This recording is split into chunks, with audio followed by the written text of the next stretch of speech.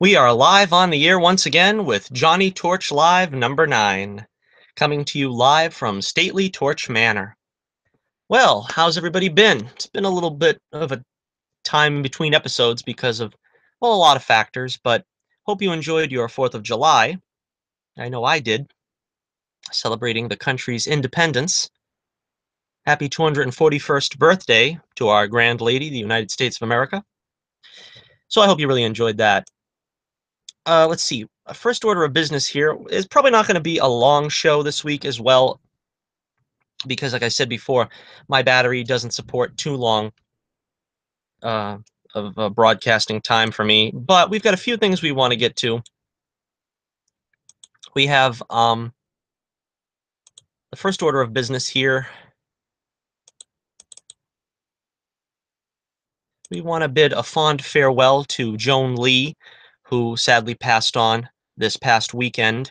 Wife of Stan Lee, of course, the legendary co-creator of the Marvel Universe. She was 93 years old. They were married for 69 years. And of course, her voice is almost as famous as Stan's. If you remember many animated series she cameoed in, but the one that she had the biggest role in, of course, was the Amazing Spider-Man series, the animated series of the 90s, where she played Madam Web. I didn't even know that she was, Stan's wife at the time as a kid, just the character Madam Web. Uh, you could tell she had a very, enigmatic voice that was perfectly suited for that character. And later on, of course, at the end of the series, they have a cameo of Stan Lee himself, which was quite amusing as he was attracted to Madam Web. But, our condolences go out to Stan Lee and to their daughter Joan, of course, for this difficult time that they're going through right now. Well, we pray for Stan and to keep his strength up during these trying times now without Joan. So we continue on here now. Let us move on to some more, uh, you know, happier topics. We're going to look at the WWE's Great Balls of Fire pay-per-view next. Uh, Again, this one is not that show, so this shouldn't take too long. Of course, the first thing up, they finally did it. They did it to me, and I couldn't stand it. They had Cass and Enzo break up. Now the two are feuding. Ugh, it's heartbreaking for me. It's heartbreaking. I wanted to see those guys become tag team champs in the worst way. Doesn't look like it's going to happen now, unless maybe they've got some kind of angle way down the line. But for now, it looks like it's going to be a big feud. Cass turned on Enzo. Enzo running his mouth just got on Cass' nerves way too much, I guess. And now they're at odds, especially at Great Balls of Fire. We're going to see them have their first battle. Probably won't be the last, I'm pretty sure. Look at the card here. Let's see what we got. Well, we might as well start with Enzo versus Cass. Who's going to win that one? I don't know. It's a tough call because Enzo really doesn't have a very good track record of winning solo matches. Cass, of course, you would think he has the advantage. I am going to say Cass is going to win, but I think probably Big Show is going to come and get involved in some aspect that's probably going to disqualify Enzo. That's what I'm thinking is going to happen, but I'm going to give the victory to Cass. I think that's the main event, as far as I know. I'm not sure. Anyway, well, the one that should be the main event, I suppose, we have Brock Lesnar versus Samoa Joe. This is another one that's tough because I'm personally pushing for Samoa Joe. I would rather see him win because, let's face it, Brock Lesnar is just a part-timer. He hasn't wrestled for, what, 3 months? When's the last time he wrestled? I forget now at this point. It was Goldberg. Anyway, maybe it's just, wishful thinking, but I think Samoa Joe's going to win that one and take the title back from Brock Lesnar, possibly leading up to some kind of rematch, maybe. I don't know. I'm going to still go with Samoa Joe. Let's see. Of course, we've got the Roman Reigns versus Braun Strowman ambulance match. The ambulance match, of course, is predicated on if you can incapacitate your opponent enough to have him put in an ambulance and rushed off, you've won the match. Um, this is actually a pretty good matchup or feud between Roman Reigns and Braun Strowman. This is probably the best I've seen Roman Reigns in a long time is against Braun Strowman. So in a way, I kind of want this feud to go on, but I imagine Roman's probably going to win this time and probably put an end to the feud. So I'm going to take Roman Reigns on this one. Uh, I just think they Vince is behind Roman, and it's probably going to happen here for the victory. I was just listening to the rumble of thunder overhead over Stately Torch Manor, if that was a little bit of distraction from me. I don't know if you can hear it from here. Okay, we have the Women's Championship, Alexa Bliss versus Sasha Banks. I knew it was going to be Sasha because they had the gauntlet match where Nia Jax beat everybody but Sasha. And when she started beating everybody, I knew it was going to be Sasha. But frankly, I'm glad it's Sasha because it's going to be a more even match this way. That's nothing against Nia Jax, of course, but I think that, you know, it's not going to be conceivable that 5 foot tall Alexa is going to beat Nia Jax. It's almost the same thing as we have with Enzo and Cass. I mean, there's going to have to be some kind of shenanigans involved in order for, uh, you know, Bliss to beat Nia. So in this case, it's going to be an even matchup. I am probably going to have to go with Alexa Bliss on this one. They're probably going to let this feud go a lot longer. If anything, maybe at SummerSlam they'll give Sasha the belt, but probably not before then. Okay, we've got the Intercontinental Championship, The Miz versus Dean Ambrose. The Miz, of course, still the champ. Um, I think The Miz is probably going to win again, although I'd like to see Dean win, but they seem to be insistent on leaving the belt on The Miz, and he's got this new, stable, behind him, some enforcers with Bo Dallas and the other guy. So it's probably going to be The Miz is going to win, and I'm pushing for Dean Ambrose, but I think The Miz is going to win. We have the Tag Team Championship, Cesaro and Sheamus versus the Hardy Boys in a 30-minute Iron Man match. 30-minute Iron Man match. I should have probably looked up what that means. But I think I get the gist of it. They're probably going to give the titles back to the Hardy Boys. It's pretty bland. This is getting pretty boring at this part. The Hardy Boys and the Sheamus and Cesaro back and forth. Um, they did this with Charlotte and Sasha Banks, where they just traded the belts back and forth. I have a feeling that's what they're going to do here. Sheamus and Cesaro are the champions. They seem intent on keeping them champions. The Hardy Boys are probably going to win here, though. I think so. I'm gonna say the Hardy Boys are going to win. All right, we have Seth Rollins versus Bray Wyatt. Probably the least interesting match for me. I like Seth Rollins a lot. Bray Wyatt, not so much. Um, I don't like the kind of atheistic undertones they've got with Seth Rollins and Bray Wyatt being, Bray is a god and Seth is the god killer because he's already the king killer. He killed Triple H and stuff. Not crazy about the storyline at all. So the sooner it's over with, the happier I'll be. I see Seth winning because Bray never really wins. Um, Not really disappointed in that. I think he needs, if anything, I think Bray should be a face. They should change Bray to being a face because his shtick is so old now. Everybody complains about Enzo and Cass's shtick. They say, oh, their introduction and all that stuff. People are tiring of it. I'm not tired of it, but I'm definitely tired of Bray Wyatt's shtick. He doesn't even have a posse anymore. He doesn't have a family, does he?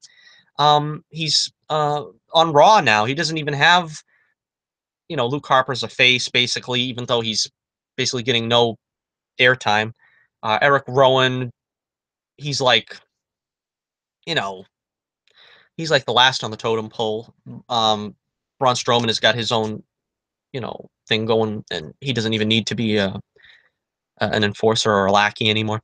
So I don't know. I'm going with Seth Rollins. Hopefully that's the end of that. And of course, we also have a championship match between the cruiserweight champion Neville versus Akira Tozawa. And I don't know. There's a lot of shenanigans going on with Titus Young, trying to get him in the Titus brand, Akira. So I wouldn't be surprised if Neville wins out of some kind of shenanigans that Titus shows up and interferes and somehow gives Neville the win. Um, I don't know. This could go either way. I think Neville's a great champion. I honestly don't think they should take it away from him anytime soon. But still, there's no real players in the cruiserweight division. I'm not that interested in the cruiserweight division at all. And I think that's the reason why Austin Aries backed away from the WWE. Again, breaking news like yesterday that Aries has been released from his contract with WWE. I guess at his own request because he doesn't like the way he's being booked solely as a cruiserweight, and basically he's the only interesting cruiserweight besides Neville. That's arguable, of course. There's some interesting, you know, um, Rick Swan is interesting. Perkins is interesting. I don't know, maybe a couple more, but there's nothing really too dramatic happening in the cruiserweight division lately. So that's about it. That's the Great Balls of Fire. Probably wins the award for the most lamest pay-per-view title. Great song though, but as a title, I don't think so. All right, let's see. Let's switch over now, and for the next few minutes, let's talk about. Me and my brother saw Pirates 5, Pirates of the Caribbean, and I really, I don't know, I don't know if I'm interested enough to do a full-on review of this. That's the reason why I didn't, make a full review of it. But I figured it's worthy of me just shooting the breeze live with you about my thoughts of it. I followed the Pirates of the Caribbean movies. I've seen them all. Didn't didn't really care for most of them, to be totally honest. I'll review them and rank them. Um, what should I do first? Should I review it or rank it? I guess we'll rank them first when we get to the Pirates 5. Then we'll break it down a little bit. My thoughts about it, because I'm basically giving my thoughts on all the Pirates films here in this live show. And of course, if you're watching live, you can use the chat room. I'm trying to monitor the chat room, pay attention to that, and continue on with the show because I'm not a pro at this yet. This is only my ninth live broadcast. Okay, so let's go right into it before my battery fails. We have coming in at number 1. We have Pirates of the Caribbean: Curse of the Black Pearl. Of course, I should do this backwards, shouldn't I? No, I don't think I'm going to, because the last, let's say, 2 movies, I've got like next to nothing to say. But we'll do it in reverse than the way, it's typically done, building up from 5 to 1. But the first one is, of course, Pirates of the Caribbean, Curse of the Black Pearl. Let's face it, it was the best. They never really came close to meeting this one, let alone succeeding it. Johnny Depp, of course, just created a character that captivated everybody's imaginations. I mean, that's pretty much on him. That's totally him. That he created such a memorable character of Jack Sparrow. And of course, you had Jeffrey Rush's Barboza, who was the villain at the time, later to become a frenemy of Jack. Uh, uh, and we had the best supporting cast with Orlando Bloom and Keira Knightley. And, you know, it was just a great concept. It was a great adventure tale. And I believe Zoe Saldana was in it too. I haven't seen this one in a long time. To be totally honest, this is the only Pirates movie I've seen more than once. I've sat through this one like maybe 5 times because it's so good. Um, the rest of them I've only seen once, although there are a couple that when we get to them, I think are worth sitting through again. But yeah, so that is number 1, of course, Pirates of the Caribbean. Um, Pirates of the Caribbean, Curse of the Black Pearl, number 1. All right, let's take a look. What is number 2? What is number 2? When I can get the picture to change, I will comment on my number 2 pick.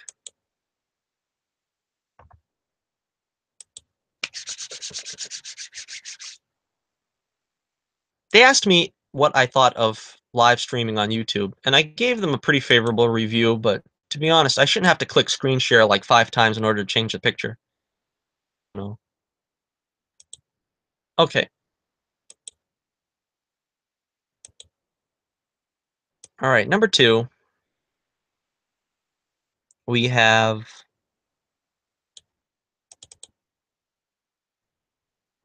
Pirates of the Caribbean 4 on Stranger Tides. Yes, yeah, a lot of people didn't like this one. I actually was very captivated by it at the time. It's one of those films that I kind of want to go back to and look at again, but like other things, will get my attention before I go to this one again. Um, I really liked Blackbeard as the new villain. I'm trying to remember the gentleman's name. Ian McShane, of course, the great Ian McShane. I loved his performance as Judas in Jesus of Nazareth, and he was also on a little show called Lovejoy when I was a kid.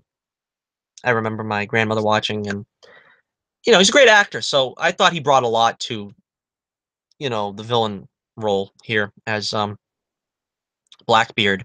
Penelope Cruz as the new leading lady. She was fine. She kind of was more of like a bit more of an equal to Jack than some of these other more sophisticated ladies that are usually in these films. Um, from what I remember, she was kind of like a pirate herself, although I don't really remember too well. That's why this is going to be a fast video. Barboza was back. It was fun to see them interact, Barboza and Jack, because if I remember correctly, in the other movies, they didn't really interact too much. They interacted more, I think, in this one. Um, yeah, and it was just really cool with mermaids and stuff getting involved, and the Fountain of Youth I thought was a pretty good MacGuffin to have them set sail after. Felt like an old style, you know Indiana Jones ish type feel to it for that quest. All right, and so we are going to go on now. That was number 2, of course. Number 3, I will place the newest one, Pirates 5. Dead Men Tell No Tales. This was pretty good. It kind, I'll try to get a little more detail in this one because I just seen this one, so of course this is more fresh in my mind. I seen it 2 weeks ago now, but um, I liked uh, again, I'm trying to remember the actor's name who played the villain here. From Skyfall, everybody knows him. Um, sorry for forgetting his name though. Um, he played De Silva. Is that what his name was in this movie? It's been 2 weeks. I should have done this last week when I seen it. He was very good. I liked the kind of callback to the first film where the pirates they looked like, skeletons and stuff. This one, they kind of look like they flaked away their faces from fire and from being in the exploding boat. So it was a really good visual, which was something that probably was lacking in the fourth movie. I mean, you had the mermaids and stuff like that, but the pirates, I don't remember them being very memorable. I thought just like the previous movie, the fourth movie, the young leads were very good. Um, we had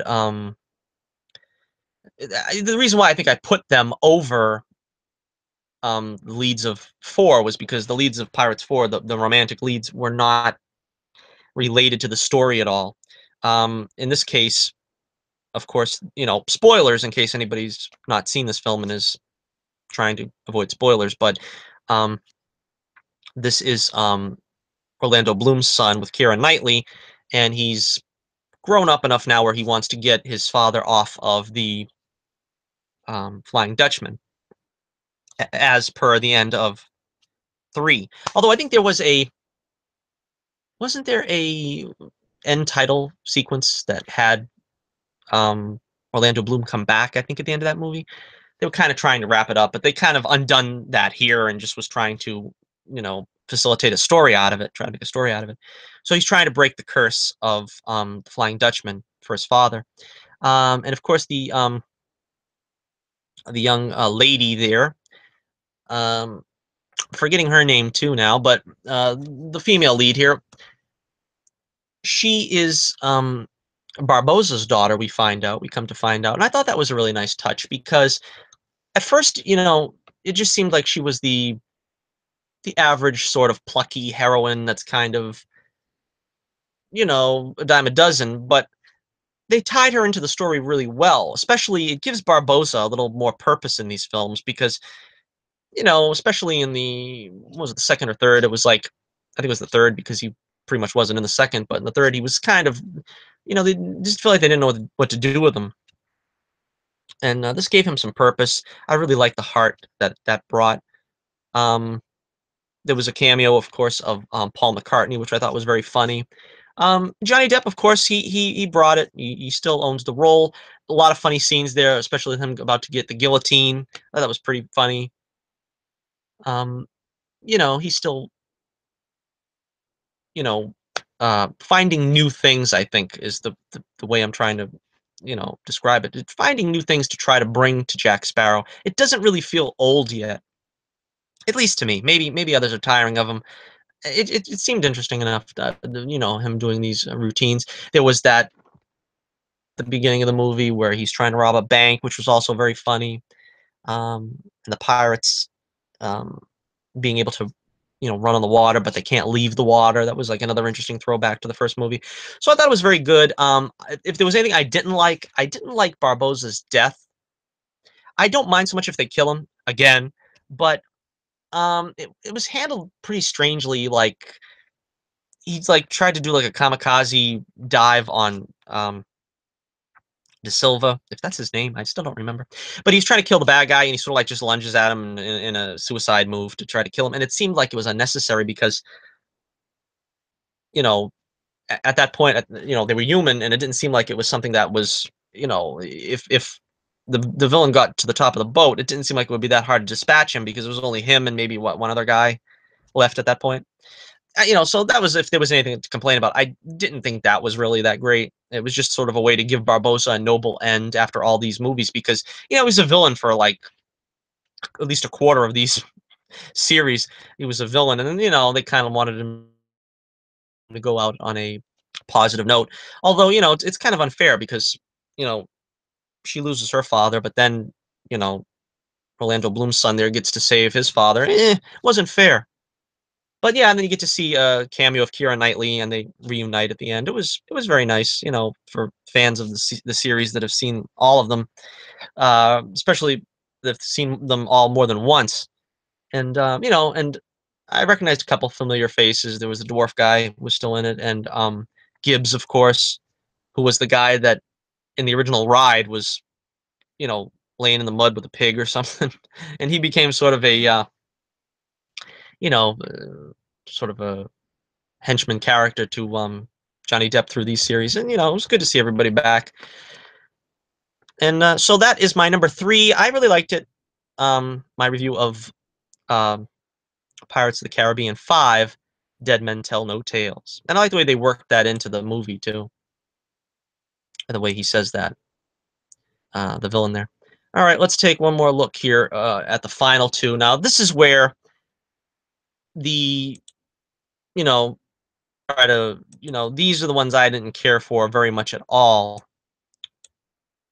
Uh, it's kind of a tough choice between these two. I'm gonna say though, um, no, I'm not gonna say that. I changed my mind. I changed my mind here. I'm gonna put in the number four spot on one. So we're gonna have to wait for a second until I get it back up. There we go. Okay. All right. I'm gonna put at number four, Dead Man's Chest, because I don't know. I didn't like either of these movies, so I guess it doesn't really matter which one I put in what order. But I think the second one stuck with me a little bit more. They had, of course, Davy Jones is the villain, and he looks great. He looks fabulous. You know, just love the look and the CGI used. I don't know. I just didn't care for the story at all. There was too many double crosses and triple crosses. I mean, this goes for both films, so I'm pretty much reviewing both films at all here. But this one was a little bit more interesting. I think it kept my interest a little bit more with Johnny Depp, Jack Sparrow. He was you know, the head of a tribe or something at the beginning of the movie, and that was an interesting little vignette. And then, of course, later on, you also have, it's like the unsung role is the British government always coming after them. And this was the only film I think I felt that, well, besides maybe The Curse of the Black Pearl, this was the only film that I thought that was kind of handled pretty well. The British guy, I don't remember his name. Again, like I said, if I'd watched these, we'd have a more detailed review, but I really can't be bothered to watch them, really. Uh, so you probably couldn't be bothered to watch this review. But let's be fair, this one really wasn't that great, but it was good in as they kind of brought back all the characters you loved from the first movie. Um, we get a backstory here for Orlando Bloom with his father. Didn't really like too much what they were doing with that. His father was like whipping him and whatever. I don't know. It wasn't that great. This was probably the best film for Keira Knightley, though, where she, besides the first film, of course, but I mean, she had something, substantive to do in this film, and she kind of became a bit of a pirate herself. She kind of reflected, um, a female pirate, which was something that was kind of missing from these films. Like I said, I think so. Zoe Saldana had a minor role as a pirate, a piratess, or whatever. But it was fun to get to see her do some of that, and she kind of screws Jack with Davy Jones at the end of the movie, if I remember correctly. So this one was still watchable for me. I enjoyed it. There was some good action, but it was starting to go downhill for me here at this point, and I kind of lost the enthusiasm that I had after the first one. Because after Black Pearl, I says, "Yeah, I'm really up for another one. Let's see another one. Let's see what else we can do in this world." And we've seen Davy Jones. I said, "Well, that's going to be great. That looks exciting. A great antagonist." And I didn't really care for it. And finally, the fifth one for me was at World's End, um, Pirates 3. And this is another one of those cases where I think I lost I lost the image. But all right, let's just not waste time and just let's talk about Pirates 3. You already seen the image, so you can remember that.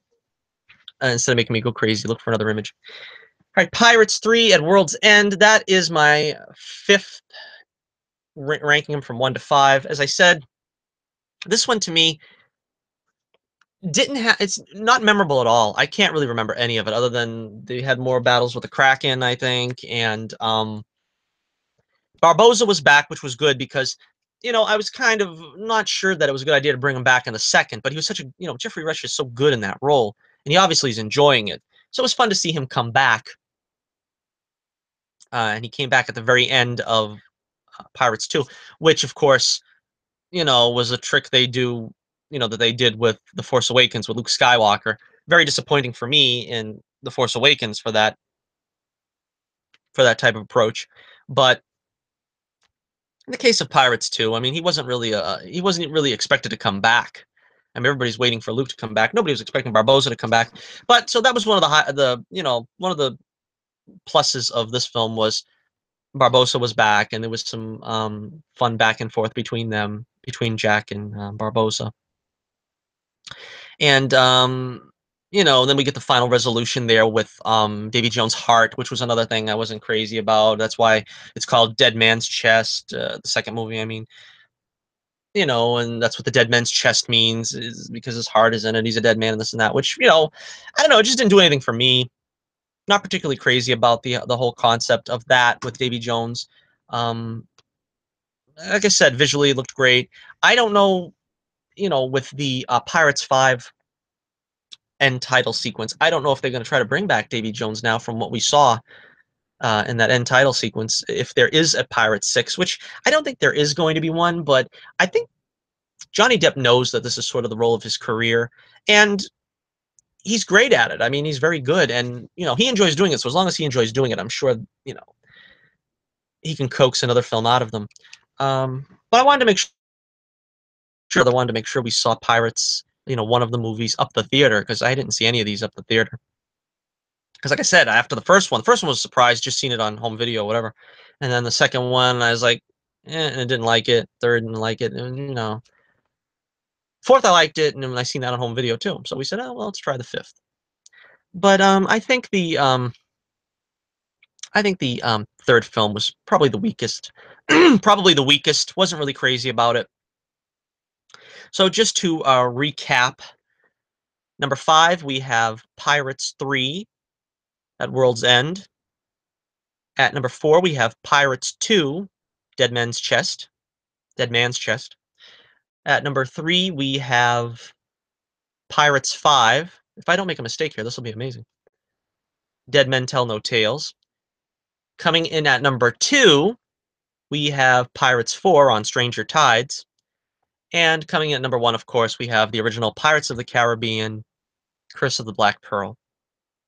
So, there you go. There are your Pirates films ranked from 1 to 5 on Johnnie Torch Live. Okay, so before we wrap it up here, we're going to wrap it up pretty soon. We're going for about a half hour.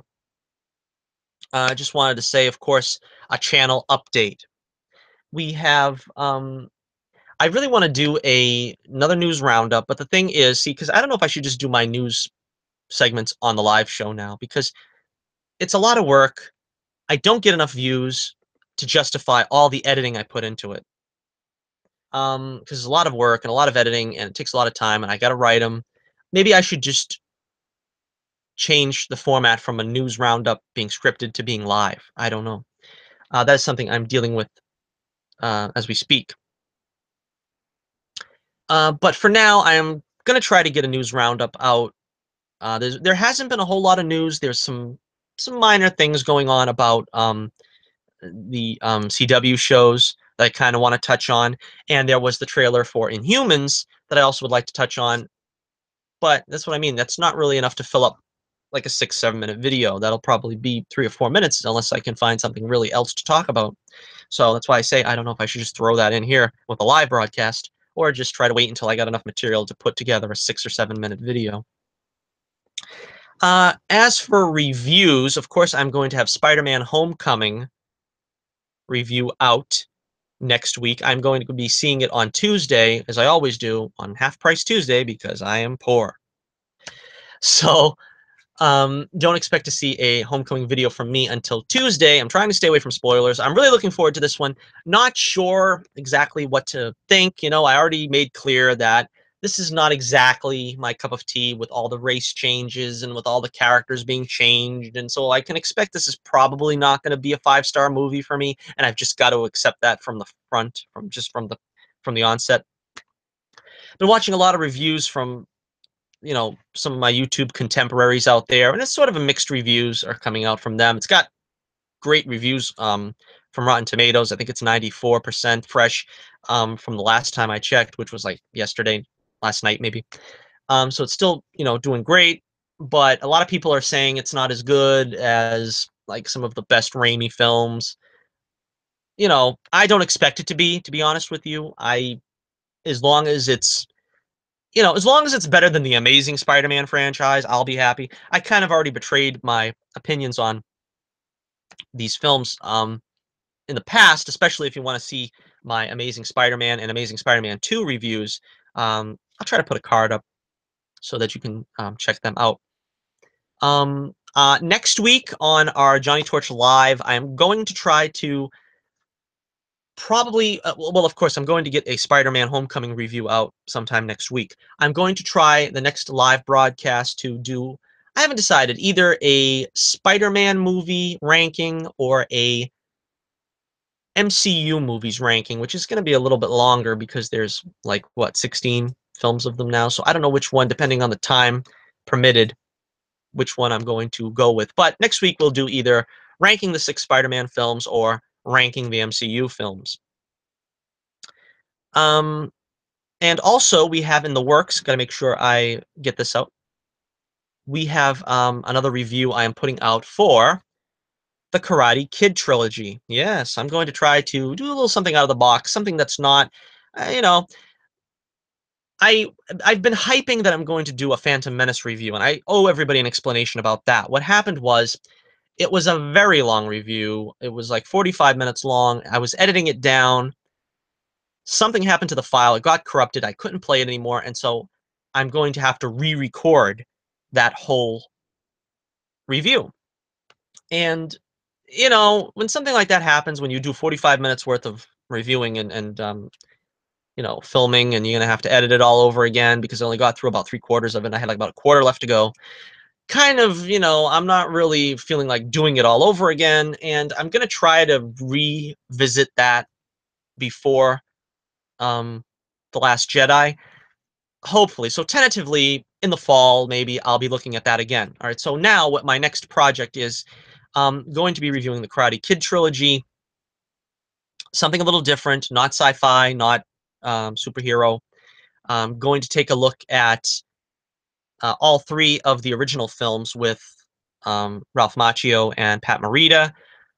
Just gonna be just the vaguest mention of the Hilary Swank film and the Jaden Smith film with Jackie Chan. Um, I never seen them. Well, I seen some of the next Karate Kid. Again, not really that great. But of course, the first 2 are classics. The third one, not so much, but there may be some redeeming qualities. You'll have to watch the review to find out. Um, and so it's probably I've already edited the first 2 parts, part 1 and part 2. I'm working on part 3 right now.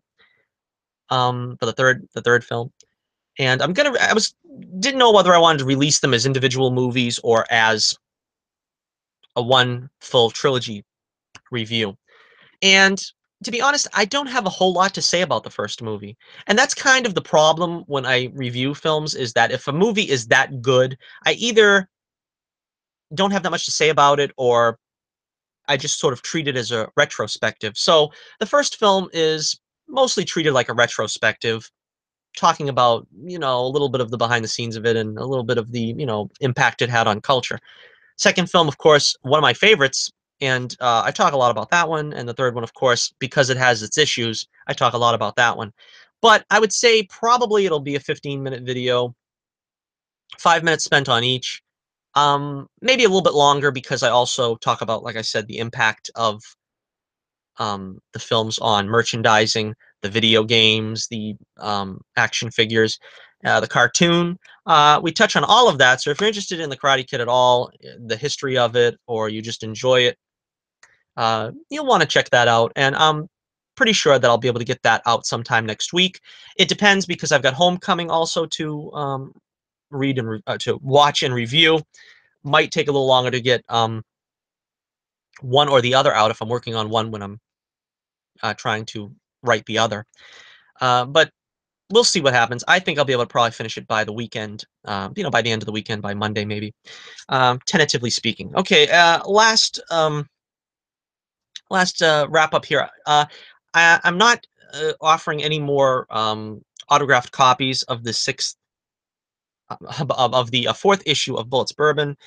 Um, if you want to try to get an autographed copy, you're gonna have to email me now, or get me on Twitter, because I took down the PayPal button because nobody was using it. But if you want one that badly, I'll be happy to autograph it.